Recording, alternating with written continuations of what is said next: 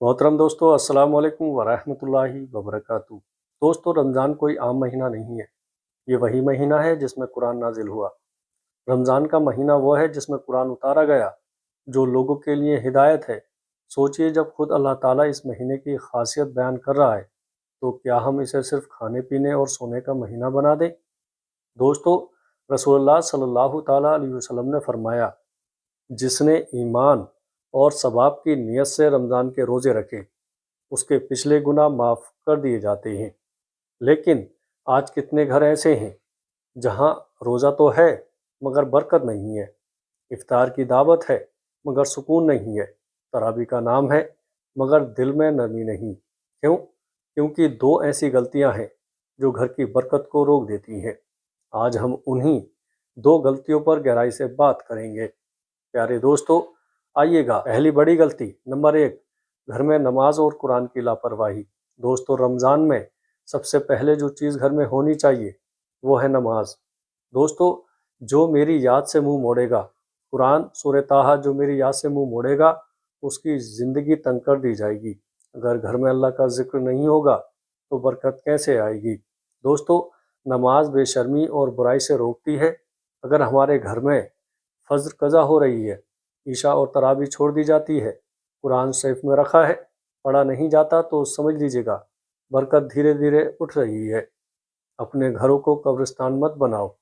शैतान उस घर से भाग जाता है जिसमें सूरह बकरा पढ़ी जाती है। सोचिए, अगर घर में कुरान की आवाज़ नहीं तो क्या शैतान खुश नहीं होगा?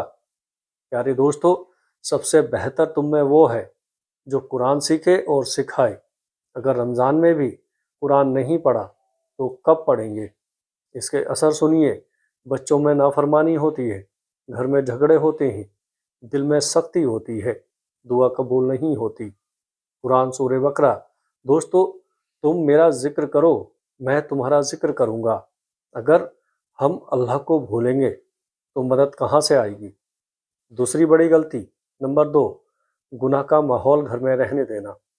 रोज़ा रखा मगर घर में गाने बजाए जा रहे हैं, खूब ड्रामे हो रहे हैं, गीबत खूब हो रही है और खूब झूठ बोला जा रहा है। मोबाइल पर गलत कंटेंट देखा जा रहा है। हदीस सही बुखारी 1903, जो झूठ और बुरे काम ना छोड़े, अल्लाह को उसके भूखा और प्यासा रहने की कोई ज़रूरत नहीं। सोचिएगा, अगर घर में गुनाह जारी है तो रोज़े का असली मकसद कहाँ पूरा हुआ? कुरान सूरह तहरीम, ए ईमान वालों, अपने आप को और अपने घर वालों को आग से बचाओ। ये आयत साफ बताती है, सिर्फ खुद ही नहीं, अपने घर का माहौल भी दीनदार बनाओ।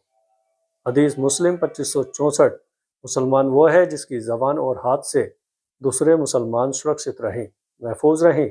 अगर घर में रोज़ गाली झगड़ा, बदजुबानी है तो रोज़े का नूर कम हो जाता है।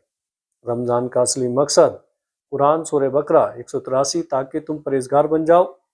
रोज़ा रोज़ा सिर्फ भूखा रहना नहीं है, बल्कि सब्र सीखना है, नज़र की हिफाजत करनी है, ज़बान की हिफाजत करनी है, दिल की सफाई करनी है। हदीस इब्ने माजा 1690, रोज़ा ढाल है।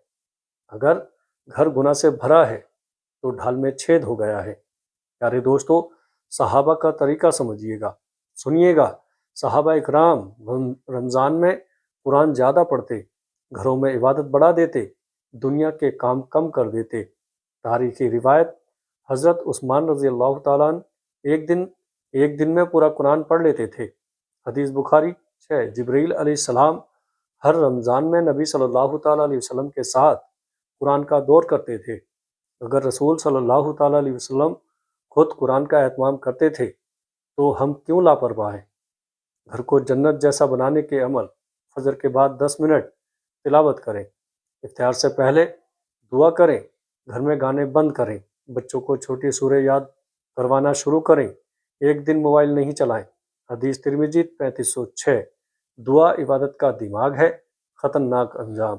हदीस तिरमिजी 3545, बर्बाद है वो शख्स जिसने रमज़ान पाया और अपनी मगफरत ना करवाई। सोचिएगा, अगर रमज़ान चला गया और घर वैसा ही रहा।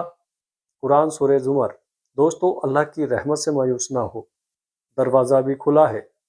तौबा और आंसुओं वाली दुआ, आज नियत करें, घर में नमाज कायम करेंगे।